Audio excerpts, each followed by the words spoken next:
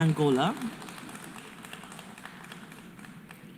The Assembly will hear an address by His Excellency Joseph Neuma Boakai, President of the Republic of Liberia. I request protocol to escort His Excellency and invite him to address the Assembly.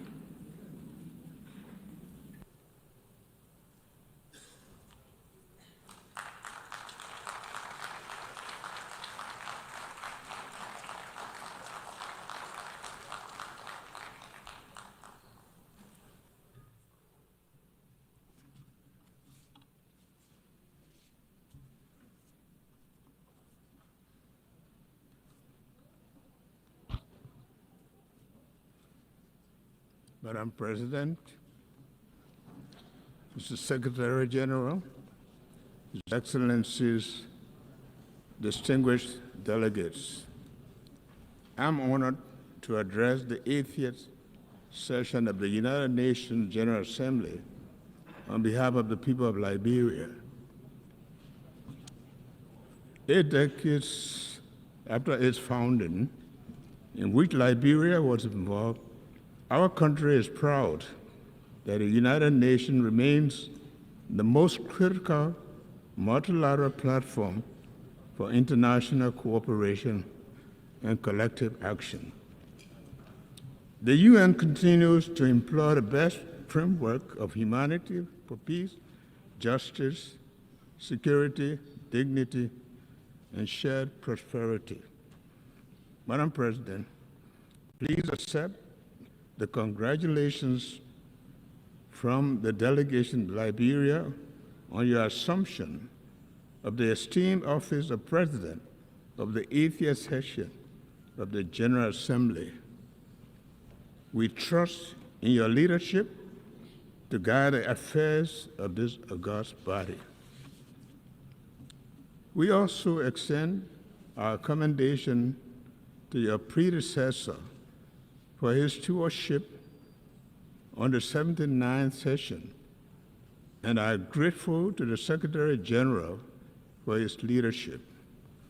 Excellencies, distinguished delegates, please accept the gratitude of the Liberian government and the people for the overwhelming trust demonstrated by the General Assembly members in electing Liberia to serve on the non-permanent seat of the United Nations Security Council for the 2026-2027 term. This marks Liberia's first full term on the UN Security Council, 80 years after the country signed the charter in Herbst Theater Auditorium in San Francisco. While the nameplate during this 2-year term will read Liberia, the seat, however, belongs to Africa. We are committed to ensuring that Liberia's contribution to the Security Council discussions and the decisions are shaped by hard-earned experiences in conflict resolution, as well as our successes in peace building, democratic reform, political transition, and governance. Additionally, the collective experience of the continent will be taken into consideration. Liberia looks forward to advocating for Africa's fair representation on the UN Security Council, which can only be achieved through permanent representation as a key part of the UN Security Council reform agenda. Excellencies, when the UN was founded in 1945, nations came together in the belief that peace could only be secured through cooperation. After 2 world wars, it became a widely held conviction that nations are stronger when united than when divided. 80 years later, that conviction is being tested like never before. From wars and displacement to terrorism, threats to technological advances, climate change, and widening inequalities, Today, our world faces challenges that no country can solve alone. At the same time, and paradoxically, when the world needs to strengthen multilateralism, its credibility and efficacy are being questioned. As one of the 4 African countries to sign the Charter of the United Nations, Liberia feels morally obligated to call for renewal rather than reversal of multilateralism. Reversal of multilateralism is not an option for a just and peaceful world. We call for greater inclusion, effectiveness, and respect for international law, recognizing that the credibility of the United Nations depends on our ability to act together in the service of humanity, rather than apart in the pursuit of narrow interests. Madam President, wars in Europe, Middle East, and Africa remind us that peace is often fragile and must be constantly defended. Therefore, as in 1945, Liberia once again reaffirms its commitment to the dialogue, diplomacy, and the peaceful resolution of disputes. In this spirit, Liberia supports all credible mediation efforts aimed at resolving conflict between Russia and Ukraine, as well as Israel-Palestinian conflict. Liberia stands on a common African position for the realization of the two-state solution, where Israel and Palestinians can live side by side in peace and security in accordance with international law and the relevant UN resolutions. We call on the international community to act together decisively to protect civilians, hold perpetrators of atrocities accountable, and strengthen mediation efforts. Rising from the ruins of civil war, Liberia knows all too well that human cause of conflict and importance of peace. Since 2003, Liberia has experienced 3 peaceful and orderly democratic transitions, each marked by a smooth transfer of power, making our nation safer, more stable, and more secure after over 30 years of unrest, instability, and destruction. Liberians have also worked hard to achieve this through multilateral cooperation with support from ECOWAS, the African Union, and the United Nations. Excellency, distinguished ladies and gentlemen, for Liberia, climate change is not a distant threat, but a present reality. Rising seas are eroding our coast, wildstorms and heavy rain devastate communities, threaten lives and livelihoods, and exacerbate food insecurity. Yet, we are acting. We are carrying our coastal defense project, developing climate information systems for early warning systems, finalizing our carbon market policies, and advancing the blue economy safety. But our efforts alone are not enough.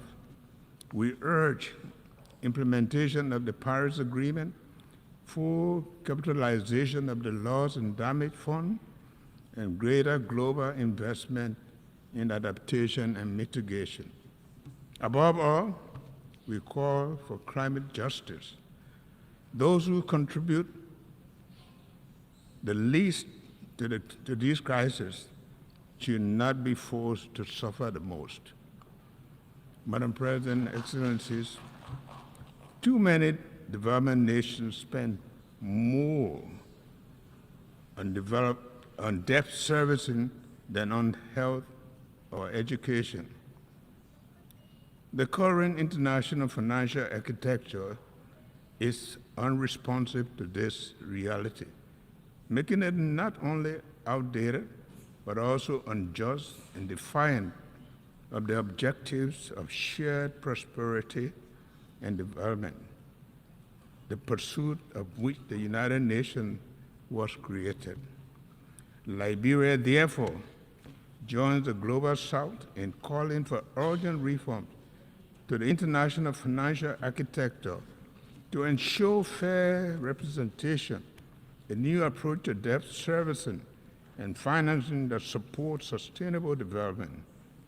Shared prosperity requires a system that truly leaves no nation behind. Excellency, distinguished ladies and gentlemen, at home, inclusive development remains our top priority.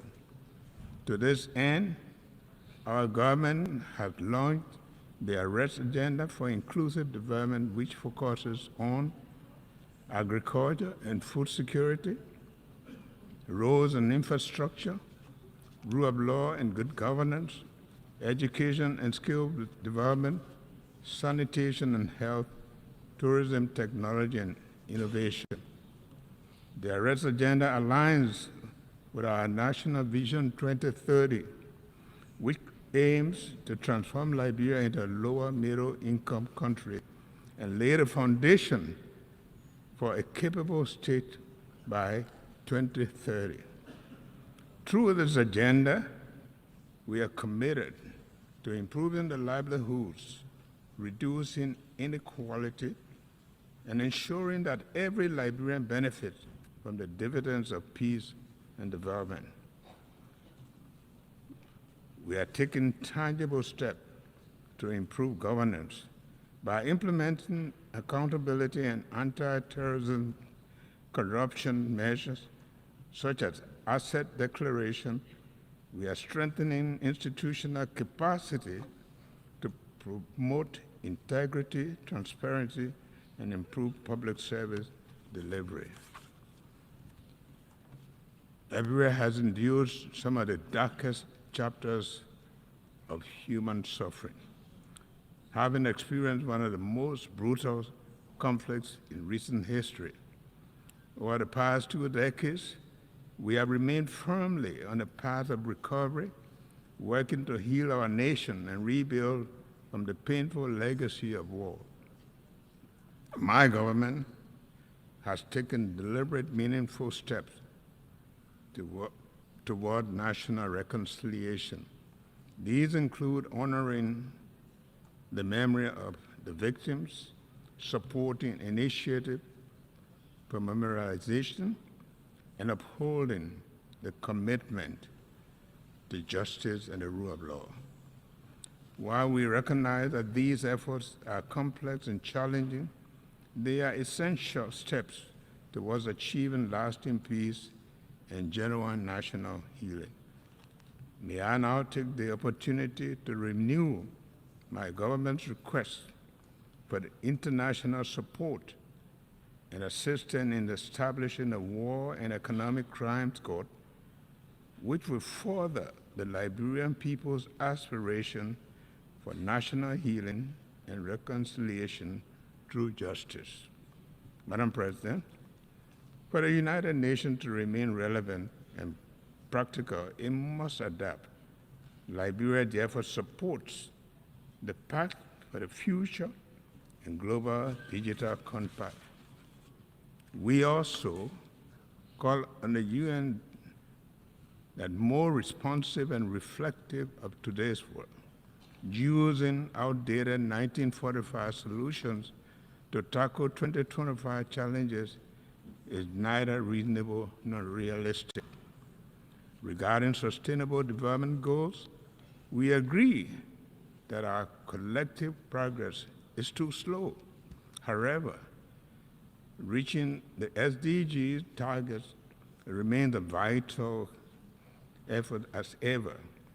We therefore urge that the timely achievement of the SDGs be treated as a global emergency.